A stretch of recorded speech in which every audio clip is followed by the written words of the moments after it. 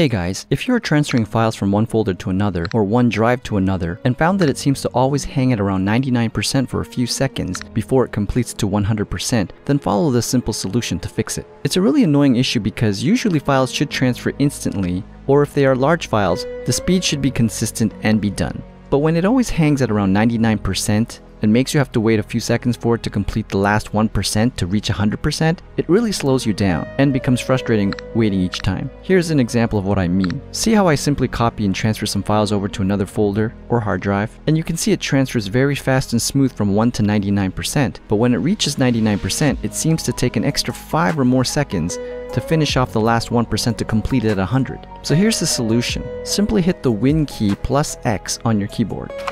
Then go to Device Manager. Once you've opened it up, go to your disk drives and simply double-click each disk drive and go to the Policies tab and make sure under Removal Policy you choose Better Performance, and then under Write Caching Policy you checkmark Enable Write Caching on the device. Once you have done this to all your drives, simply reboot the computer and now your file transfers should be fast and smooth again with no stalling at 99%, as you can see in my example. Look how fast and smooth it is now, and there's no more stalling at 99% like it was before.